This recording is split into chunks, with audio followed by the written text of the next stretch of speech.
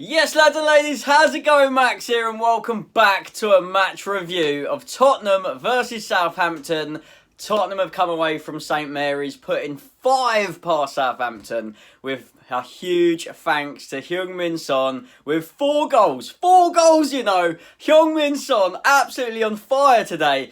And you could argue that all the goals were very similar, but what a performance from Sonny, and what a performance from Harry Kane, who had 4 assists as well. 4 assists and a goal, and didn't even end up getting man of the match himself. That just shows how good of a performance Sonny put in. With 4 goals now, we went to St Mary's, and I'm not going to lie to you, the first half, I had feelings that we were going to start off and play similar style football to how we did against Everton. I knew we needed to scrap that off, write it off, get rid of that result. You don't need to know about that one. Go again against Southampton. And we started brightly, to be fair. We were knocking the ball over the top, which seemed to be our route one all game. I mean, Southampton couldn't stop it for some reason, so that was their fault.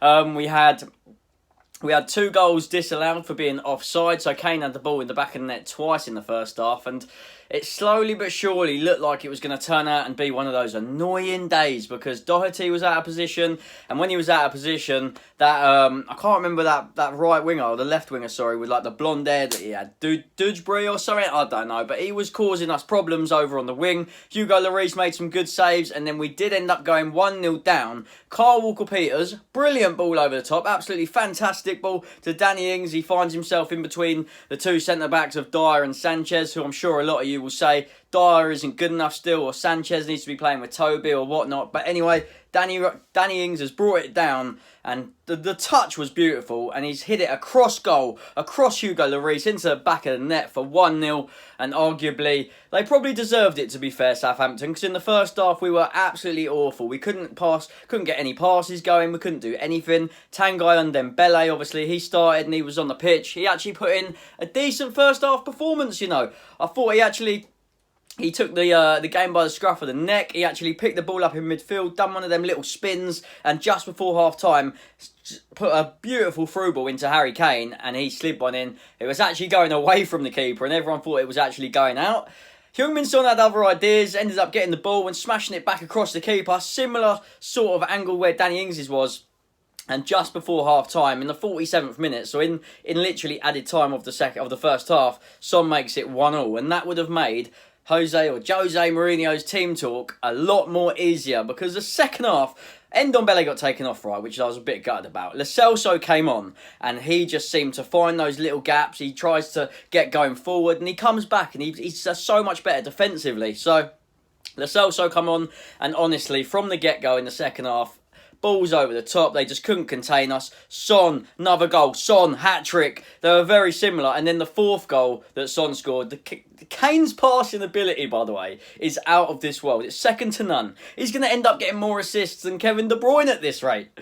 Not quite. But anyway, Kevin De Bruyne is he's a world-class player anyway. But Harry Kane, one of them was out on the far right-hand side for Sonny's 4th goal. Sonny chests it down, smashes it across the into the near post, and then the other one, Kane holds the ball up on the halfway line. He doesn't even see where Son is. He doesn't even look. He's telepathic. He just knows that Son's going to be running in behind him, and Son, once he's away, you ain't catching him. I mean, they've got players in the squad that are obviously quick. I think it was Telles.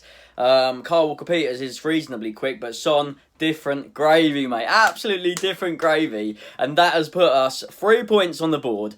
Absolutely brilliant performance from the lads. There's not one player there that I'm disappointed with. And I tell you what, Gareth Bale and Reguilon are going to be watching this thinking, I can't wait to link up with these boys. Ben Davies at left back, he just simply isn't good enough.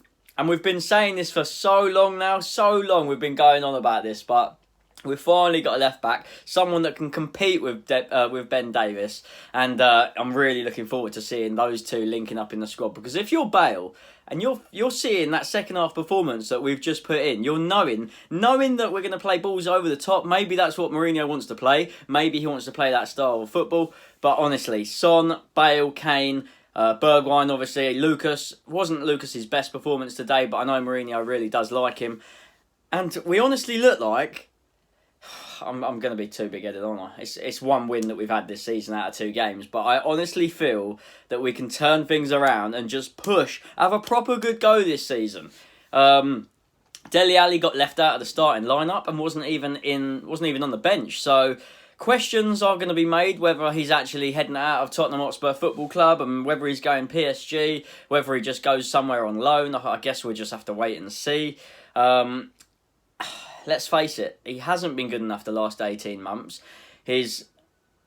Everyone just always thinks of that goal that he scored against Crystal Palace when he got like goal of the season, and you can't live in the past, unfortunately. He doesn't seem to be putting in the effort as much, and it would be sad to see him go. I've always been a massive Dele fan, as you know, that up on my wall there, got a Dele signed shirt, so obviously it would be sad to see him go.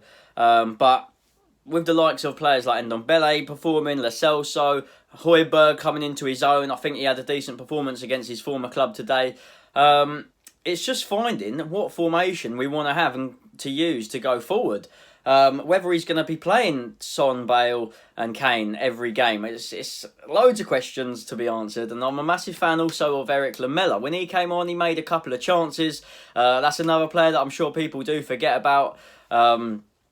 So yeah, overall today, very happy with it. There was actually a penalty that was given away in the dying seconds, last 5 minutes. Doherty, I'll quickly speak about him in a second, because he's another exciting player. He's going to be good for us this season. It's just, I don't know whether he's that good defensively. It should never have been a penalty. It flicked up out of nowhere and just hit his arm when he was like pointing or something. I don't know. It gave me flashbacks to the Champions League final, which obviously we do not want to be talking about, but we can push on this season. So Danny Ings obviously got on the score sheet yet again. He got himself a couple of goals today. He's definitely a sort of backup striker who I would have loved to have seen at Spurs. Would love to have seen him, but obviously Southampton slapping a big 50 million on his head, so he won't be going anywhere. But to top this video off, I'm going to talk about Heung-min Son yet again, because it was his day, the man of the moment. He's always happy, and even in his interview, he said Harry Kane probably should have got man of the match. So we're yet to see what happens. We've obviously got a busy fixture list coming up. We've got a game on Tuesday, we've got a game on Thursday, and then we've got, Sunday? I mean, the games are going to be coming thick and fast, so hopefully the boys can rattle together. Reguilon hopefully make his debut on Tuesday, and then obviously Bale, he's probably out for a month, but I've been told that he's going to be put on a 4-week intense training programme, so we'll have to keep an eye out for that and see how he does. I'm sure we'll see everything on social media, because everyone will be tracking Bale for every movement from when he leaves his home, or you know what it's like. Everyone was tracking the planes and that when he was coming over on Flight Tracker. But lovely jubbly, Tottenham with a 5-2 victory. Don't forget, if you have watched this till the end, that's much appreciated. And don't forget to keep an eye out for my match reaction, which will be out at some point today as well, because obviously we did one of them. Thank you so much for watching, guys. I will see you all soon for another video. Come on, you Spurs! And much love for now. Up the boys.